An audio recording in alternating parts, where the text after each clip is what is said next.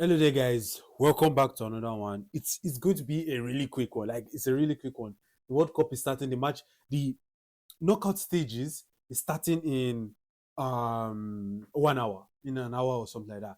Probably in like 30 minutes of when I'm dropping this video. But I just want to put the video out just for me to do it because yes, I've done a knockout prediction earlier, but I'm going to do another one again in this video. But before doing that, what the fuck has just happened? What has happened? Oh my god. First of all, let me just quickly tell you guys a story about what has just happened. Granit Xhaka was already linked to Chelsea, and Chelsea was already saying, "Oh, we're bringing in new experience." Like all of those briefings were coming out. We're bringing new experience. We're bringing in uh, legs players. People were already established. Xhaka had played in Chelsea, and I was liking it. And actually, it's one of the type of transfers I want to actually see Chelsea doing. But I'm not a really big fan of Granit Xhaka, but I like what he has done at Arsenal, at Bayer Leverkusen, and also at his present club Sunderland. But the truth of the matter is, I'm okay with it, but it's not going to be like a long-term contract kind of signing. And it looked different because Chelsea, it now looked like the board of directors were doing something good. They were about to, they really rallied up the fans together. And now the fans looked like, oh, at this board of directors about to change what they wanted to do or what. And I was happy and just in the mid control because first of all, the quality of Granit Xhaka, good, actually, not top, not world class, not all of those like top Casemiro or Tony Cruz or Modric and all of those. But it's good in the sense that he will bring in that experience, mentality. He also knows the style of play of Jabi Alonso and all of that.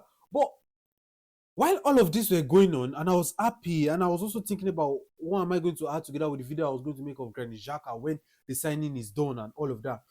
And don't get me wrong, it might still be done even after what I'm about to show you guys. But I was also thinking about goalkeeper situation because I saw a tweet about, oh, will you guys still accept this guy, Robert Sanchez at Chelsea next season? And personally, I'm fine with Robert Sanchez if there is a good center back pairing that is going to back him up and stuff like that, and is going to be able to talk to. And yes, I said, yeah, I'm okay with the pairing of a Robert Sanchez if there is going to be a good pairing or center back pairing. And then I was thinking about it, even in the World Cup at the moment, even because the World Cup is like a place where we're going to say we want to be scouting a lot of players, World Cup, just as I even told you earlier. I have like a list of players that are already on my list that Chelsea should try to go for next season or this summer window. Even though yes, their prices will go up because of the World Cup. But the truth of the matter is, it's just something that we should do. We should be going for the top, for the best, and for sorry, let me just fix this. We should be going for the best and we should be going for the good ones, not the shit ones, like we've been doing, like we did last transfer window. And so I was looking at it, which goalkeeper is there that is wowing everybody, that is doing everybody like mentally, like that is wowing everybody majorly. And to be frank, the goalkeepers have not really been top notch this World Cup. Like they've not really been like passe, like encompassing. They've not been so out there to say, oh, this, except from the Cape Verde's goalkeeper and the other goalkeeper that got 10 million view followers on this.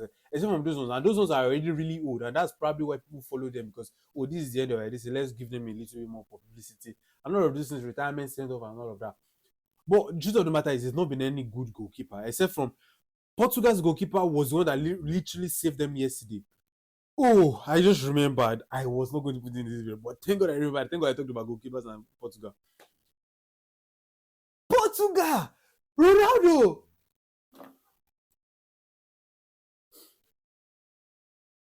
What? Ronaldo, you said you were back. This this man, this legend of a Ronaldo, said he was back. He said he's back. But we decided to remind him that, bro, it's Uzbekistan. Even though Uzbekistan almost wanted to show Congo Shaggy yesterday, but Congo literally dismantled them. And kudos to all my African brothers, to all the African teams. And I'm sorry to my Ghanaians that I actually did predict that you guys will not go through. But you are one of the luckiest team in the World Cup at the moment. Ghana is one of the luckiest team in the World Cup at the moment. And good kudos to them going through. making Africa proud, making them show that we are showing the world that AFCON is not a mediocre trophy. Just like the other guy said the other time. I don't want to mention his name, but we know him. Just like the way he said, the AFCON is not a mediocre trophy. If you win the AFCON, it's as close as winning the Euros and also as winning the Copa America. Take me for my word. And in the next few coming years, we'll see. But yeah, I was thinking about just the goalkeeper situation, and I was like, it's not possible for there not to be any standing out goalkeeper right now. It's just been very bad. It's been very bad for goalkeeper. And now, sorry guys, I have to do this again. Coming back to here, it's set. Coming back to Granit Xhaka. Let's look at this from David Dyson. He just dropped this now, just now. Sunderland rejects £8 million offer from Chelsea to sign Granit Xhaka. £8 million? What? 33-year-old not for sale at any price. Stamford Bridge Club felt bid fair, but Premier League rivals viewed as unacceptable, plus insist no further proposal will be entertained. Wait.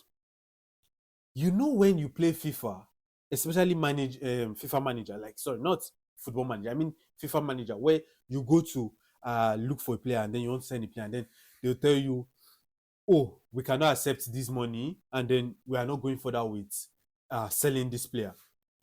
That is what Sunderland has just done. Now, let me now do this. Sunderland, £8 million for Granit Xhaka.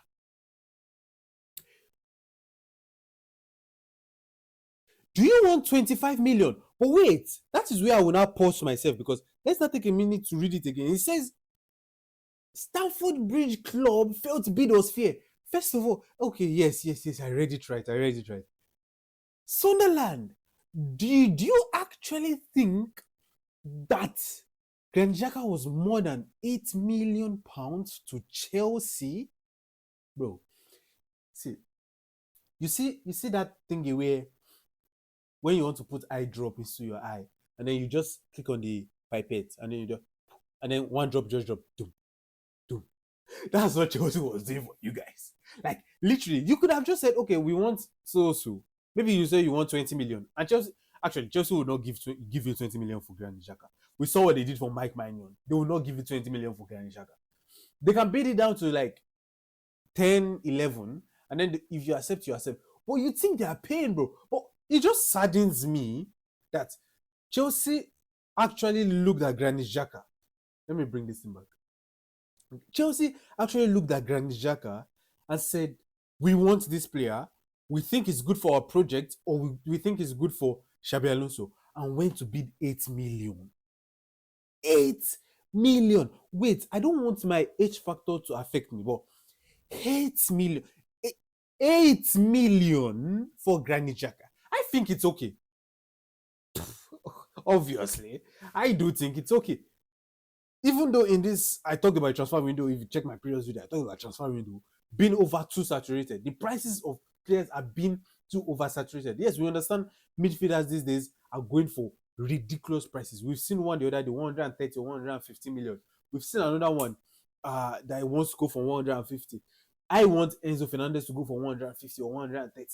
But it's getting saturated. And Chelsea went to bid 8 million for Granit Xhaka. Now, the things that baffled me the most is this part. Premier League rivals viewed as unacceptable. Who is your Premier League rival, Sunderland? Sunderland, who is your Premier League rivals? Yes, you guys, respect to you guys. You've been in the competition for as long as possible. One of the oldest teams in the Premier League at the moment. You guys probably also have 6 Premier League. I think you also have maybe 1 Champions League or this. Oh no, that's not Champions League. And all of that. But I'm sorry, for the past years that you guys have not been in the Premier League, we are not your rivals. It just hurts to see. It just hurts to see, because I was already like established that okay, Chelsea wants to do something good, but this just makes it possible for us to look again in the transfer window and see maybe there's another player there, maybe there's another one there that we can bring. Left to me, I would want Chelsea to go for Bruno Guimaraes, but it looks like they can only spend at most 10 million on a player that is more than 30 years old. Chelsea can only spend the at most probably 20 something million on a player that is more than 33 years. You see, I was actually thinking about it while everything was going on this past few days. Granit Xhaka to Chelsea, Granit Xhaka to Chelsea. In my head, I was just thinking, what is the price? How much? How much? Because everything does not matter until how much at this moment. Like literally, everything majorly will not matter until how much. It's just insane. It's just insane. Wait, I hope you guys like my new cut. Fresh, right? Looking young, looking spectacular. But I just wanted to make that of me, just by the way. So that's it for that transfer part. I don't know if I'll cut the video, but I'm sure I'll not be able to cut it because of the time. Let's now go to my predictions for the World Cup knockouts, right? I will try my best to do a video for the one I did earlier, group stage, and I think I banged because I was watching the video again and my takes, my predictions, my everything were spot on. If you've not checked it out, just check it out. Just check it out. Just check it out. But this is a new one. This is a new one. Let's just quickly do a new one because let's just have fun. Let's just have fun, right? Let's just have fun because we might have got the other one wrong. Let's just keep to a new one so that it can be fresh again. Now that we've seen all the groups played and we've seen all the nations played, I actually watched all of them. Maybe not all the games, but I watched all the countries played. If I did not watch a country in one of their games, I watched them in the other game.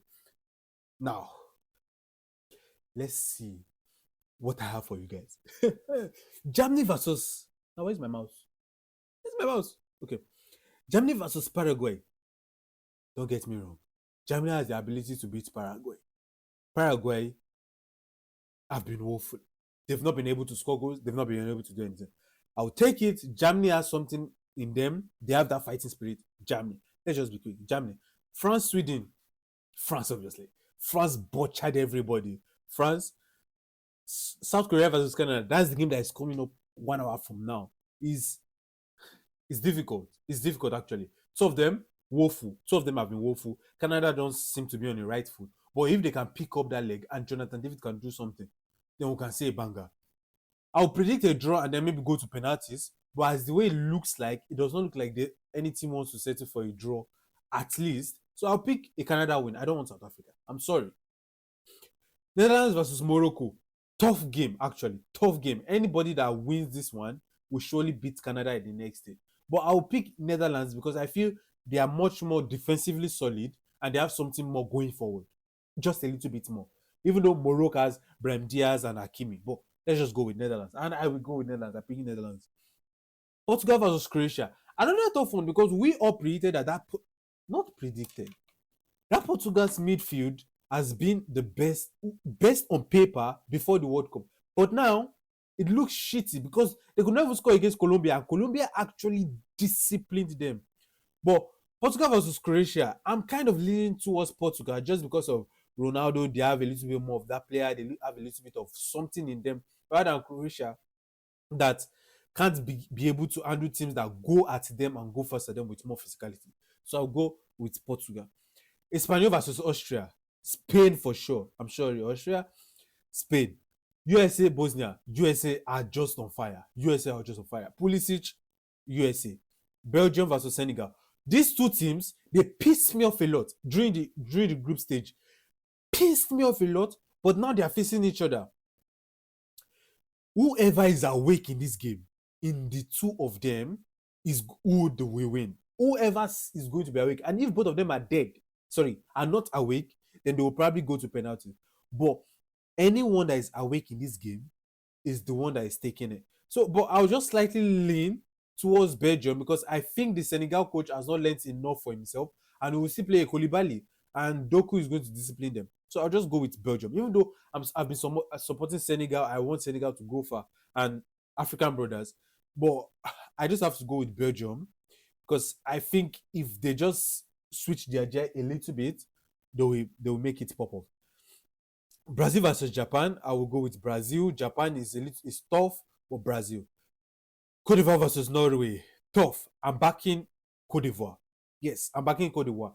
Even though Norway has Ellen Haaland and all of that, but I think Cote d'Ivoire should be defensively solid to be able to lock, sorry, not lock an Ellen Haaland, but to lock the midfield. Mexico versus Ecuador. Ecuador has not impressed me very well. Caicedo cannot do everything. Valencia guy is not doing anything for the team. So I'm going with the Mexico. England versus Congo. England versus Congo. Quite difficult game. But I just feel like physicality for physicality, both are kind of equal. And firing power, we saw Congo has that firing power in the last game against Uzbekistan. But I would just lean towards England because of Thomas Tuchel will be able to tweak something if he tweaks at the beginning. And Harry Kane. Harry Kane is on form. And Bellingham is also on form. So, England. Argentina versus Cape Verde. Straightforward. Argentina. Australia versus Egypt. I'm going with Egypt. Australia does not have the ability to stop Egypt. Switzerland versus Algeria. I'm going to Algeria. Switzerland has not been good throughout all the group stage. And I'm using the group stage to do all of these things because there is nothing more I can use.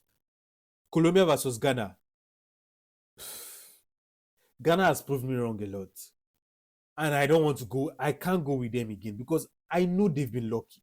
Like, I know they've been lucky. And defensively, like, yes, they are strong defensively, but Colombia is also wasteful. But with Luis Diaz, I think they'll be able to pull it off against Ghana. And please, it's not an agenda against Ghana. It's not an agenda. I'm just literally stating the facts according to what I watched in the group stage and according to what I think they can bring more. Ghana has literally shown everything they can do. Second half, bring on Ashanti and the other guy, and that's all. So Colombia for me, I need to be faster. I need to be faster. My time is going. Then, instead of scrolling up, let's just do Algeria versus Colombia. Colombia defensively. Argentina versus Egypt. I'm sorry, my Egyptians brothers or my Egyptian brothers. Argentina. We have to support Argentina. Mexico versus England. England for sure. Brazil versus Cote d'Ivoire. Can we say an upset? No, Brazil. USA versus Belgium. USA. Portugal versus Spain. Spain is surely beating Portugal. Netherlands versus Canada. Netherlands. And Germany versus France. Still the same thing that I've been saying all. France is going to beat Germany. Still the same thing. I'm just now doing more power, more shooting power, and people who can score more goals. Now defense is not really going to help you so much at this point. Yes, it can help you, but the ones that can score more are the ones that can defend better. France versus Netherlands, France, and Spain versus USA. I'm sorry, USA, you're coming out here, except if we see an upset. Brazil versus England. That's tough, eh? That's tough. But Brazil, sorry, England, Argentina versus Colombia. Argentina, we've seen this in the Copa America already. England versus Argentina is going to be tough, but I'm backing Messi. Messi's on form. France versus Spain. Spain versus Argentina. Yamal versus Messi. I'm still backing Spain to win it. They will keep on improving as the competition goes on. They've not been so good, but they are the team that I think will keep on improving as they go on. So that's it for me, guys, in this video. I'm sorry it is taking 20 minutes for me to see all of these things, but I was just hyped for it and I said I have to quickly make it. So guys, make sure to like and subscribe. Tell me down in the comment section. What do you guys think? Is it Amina Ori? What do you guys think? Please just comment, just like, and please try to subscribe. Please. Please try to subscribe. My goat is alive. Your goat is not back. Up the Chelsea.